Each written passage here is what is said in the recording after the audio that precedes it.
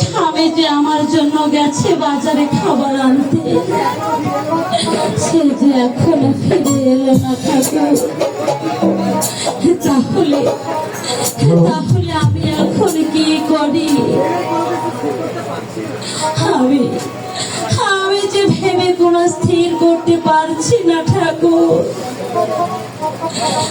আমি যে কোনো স্থির করতে পারছি না।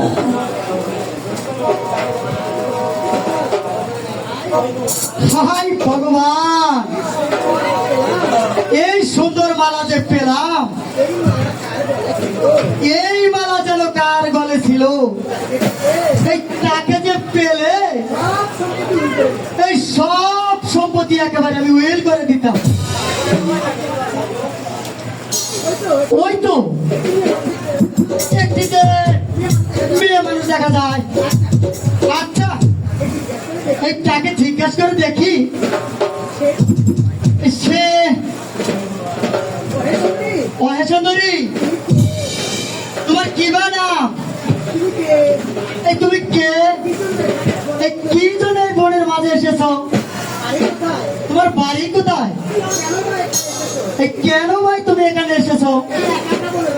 এই একা একা বনের মাঝে ঘুরতে এসেছো? ওগো, আমার নামে কলঙ্ক যে লুটিয়ে গিয়েছে, তবে লোকে বলে পুষ্পমালা। তাহলে কি তোমার কেহ নেই? ওগো, আমার এক সময় সবই ছিল, আজ থেকে যে আমার আর কেউ নেই। আচ্ছা, এই তোমার যখন কেউ নয়, তবে আমার সাথে চলো। ওই আমার লাখ টাকার দোকান, এই তোমার নামে একেবারে আমি উইল করে দেব। আর তোমাকে একে ভালো ভালো জিনিস দিব, এই রসগোল্লা, ওই রাজভোগ, এই দানাদার, এই চমচম, এই সন্দেশ। আচ্ছা সুন্দরী, চলো আমার সঙ্গে। বুঝলে তো? এই আমার সব কিছু তোমাকেই দেব। হ্যাঁ, তোমার সঙ্গে আমি যেতে পারি, কিন্তু আমাকে একখানা আলাদা ঘর করে দিতে হবে।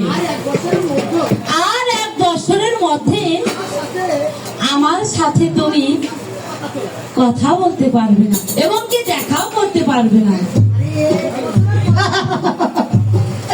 1 বছরের কয়দিন? এই দেখতে দেখতে এই চলে যাবে প্যাল প্যাল করে। আর যদি তুমি সুন্দরী এই আমার সম্মুখে থাকো, এই তাহলে তো আমি একেবারে চিন্তাই করি না।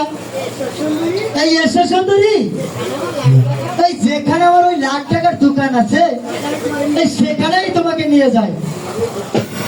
ঠিক আছে, তবে তাই চলো, কিন্তু যাবার বেলায়